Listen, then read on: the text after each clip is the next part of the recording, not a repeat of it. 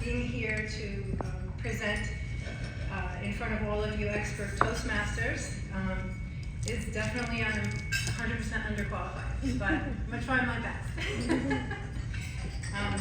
And I don't know how I ended up here, but thank you, Jeff.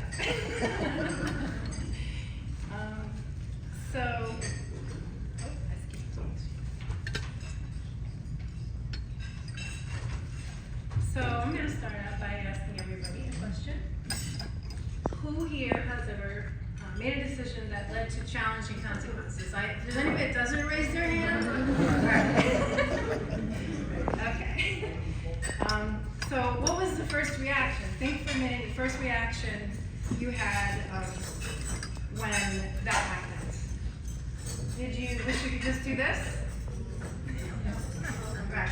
Okay. So I have to say that I'm grateful today because what could have been looked at as a mistake when I became a mother at 15 years old was truly the greatest blessing that I had ever dreamed of. And I've had the honor of raising 4 amazing children. Now I have about 250 more. But it's the same thing whether you're 15 years old or you're 95. We all make decisions in life and we all are impacted by our choices. And we can make them good or we can fall into the black hole with them, right? But teens are no different than the rest of us when they have children. They may have a little more age-related recklessness, but sometimes they don't make decisions, they don't give forethought, and sometimes they get pregnant, right? So that's where I fit in. So I want to ask, who knows in this room a teen that became pregnant or was one themselves? I love it. See, there's so many. So actually, as of 2017, 18.8 of every 1,000 births in the United States were were born to teenagers between the ages of 15 and 19. So all of us either knows one or was one, most of us, right? Okay, so a little bit about me. That was me when I was, I don't know, maybe I just turned 23, and that young man sitting right there is my son that was born at 17. He's on the board of the organization. That's him, right, the second one to the left there. And I was graduating nursing school for nursing. I became a registered nurse, and I was graduating college at that point. So I'm going to tell you a little story. So I was a poor, single mother, married at 15, divorced at 17. I just made the decision, and I saw it through, that I was going to make it happen. So no matter what, every one of us can do that. We make our choices, and I had to ask myself the question, how do I get from point A to point B? Point A being poor, young, single mom. Point B being establishing a career, being able to support and provide for my family. Having no money, at times we would eat spaghetti for the whole week. He came up healthy anyway. I had a baby behind the counter while I was waitressing in an Indian restaurant. I pumped gas, I walked to school, I walked kids to the babysitter, I walked all over the city. I did what had to be done, right? But the one thing that I had to learn was to keep the vision and perspective amidst the stress, and to keep focus on the goal, and to keep going no matter what. So I teach the young families we work with exactly that. I established the organization, and I let them know that to keep I basically give them a visual, and I say, you keep your focus here, and everything else that's happening around that, is static. So you have to stay focused, and you have to understand that your priorities are your family and your goals, right? I was able to establish a professional career in healthcare from the nursing degree, and I worked as a registered nurse for a lot of years. I ended up with a couple of additional college degrees and a full second career in the nonprofit sector now, starting this organization. So my children are educated, married, wonderful parents, and have families of their own. I have the greatest blessing of being able to see the cycle continue full circle. And I thoroughly enjoyed 12 grandchildren. And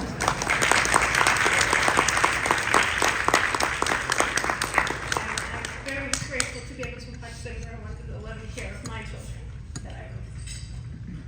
So wherever you are at any given point in your life, the message here is it's always critical to understand that when we are in it and we are struggling, that never has to be where we end up. And as long as we're willing to do the work.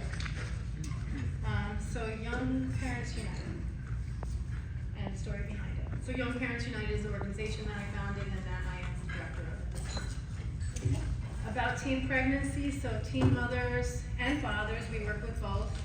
And as I mentioned earlier, there's a lot of them out there. There's a multitude of health risk factors.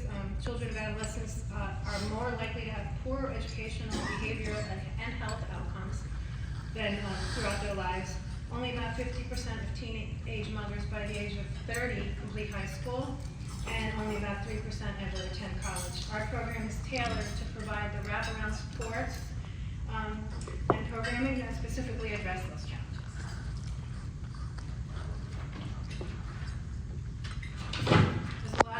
There's a lot of stigma associated with it. Those are some of the families that we've worked with, and they did give permission to put their photos up there.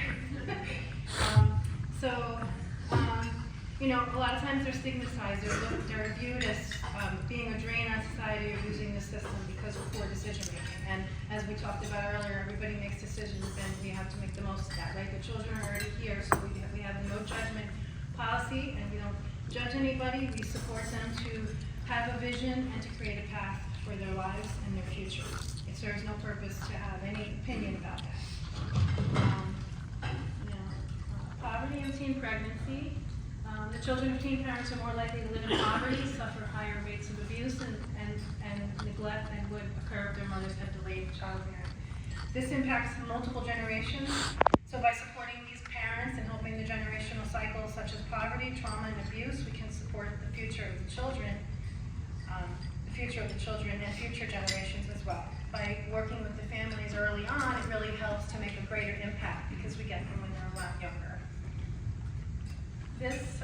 This image reflects the wall between survival and dignity to me, okay? That's the line at DSS, the Department of Social Services, where families go for help. Many of them have never experienced, they don't want to go through this degrading process, but often they're in a situation where they have to. So, and again, our goal is to help them create a path forward. Okay. Now, that's a mattress, a real mattress, in a home where I went to enroll a mom. That was the only piece of furniture in their house. That mom had an 8-month-old and a 4-year-old. She was 18 years old. She was living in a rent-subsidized apartment. And environment is very relevant to motivation, speaking to the furniture that Jeff assisted and communities, to provide for some of the families. There were no curtains, no sheets, no table, clothing was lined up on the floor, right? But in spite of those circumstances, the mother of that person, of that family, was actually working hard. She had gotten her CNA, she completed her GED, and she was registered to start LPN school. So, she was doing that with nothing, right? So imagine what people can do if they have a little bit of extra support. This challenge impacts all of us because if you look at the cost versus self-sufficiency, it's very expensive, and so the social service system supporting these families, okay, is nationally it costs U.S. taxpayers $9.4 to $28 million a year in public assistance and other things. But by supporting these families and helping them and getting them to a different place in life, can have a significant impact on society altogether. What do we need to do for them? We need to help them to complete their education, become financially independent, gain life skills, parenting skills, and that's what we need to do. How do we do it? We support families on their path to success as individuals. We look at it as a 3-step process. There's a stabilization piece. Second level is bridge to independence. Stabilization, we help with shelter. Shelter, the housing is a major challenge.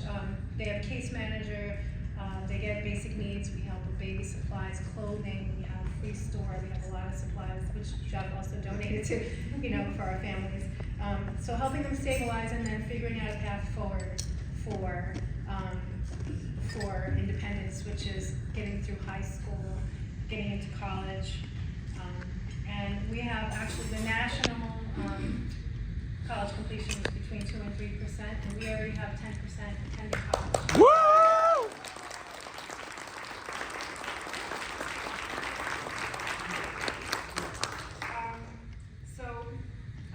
You know, they have to figure out how to care properly for their children when they've suffered abuse and neglect. It's the layers of trauma. And breaking the cycle is a crooked line. It's not a straight. Okay. These are some of the programs that we have. I need to read them. You can just take a quick look. That's kind of the structure of the program. There's also a lot of information out at our table if you're interested on that. So go right ahead. And the story here is that life lessons that we feel are important to teach our families and pass on. One thing for sure is that, speaking to the first quote, one thing for sure is you'll never know if you don't try. Right? Okay? And the second one is if you want to succeed, you have to double your failure rate. Because the more times you fail, the more likely you are to eventually get there. So what you do is you do it, if it doesn't work, you do it again, and you do it again, and you do it again. And that's what we promote because that's what creates change. That's everything. I am personally grateful for every failure that I've had and every success, and I'd like to thank all of you for having me here today to share about my humble journey and about the journey of a lot of these young families. Yeah.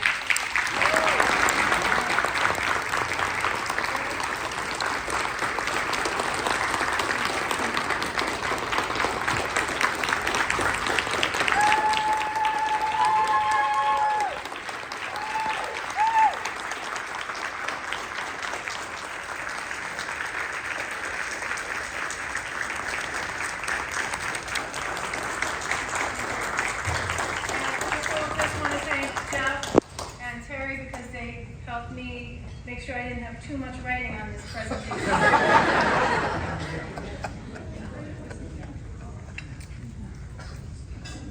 Sometimes that information hits a little too close to home.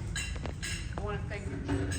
On behalf of District 53 Toastmasters, Roy, we would like to present you with an award.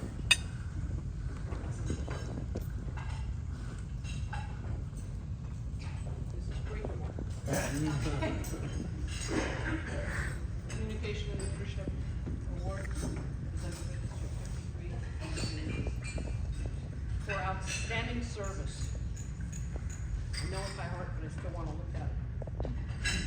For outstanding service to their community, state, and industry through communication and leadership.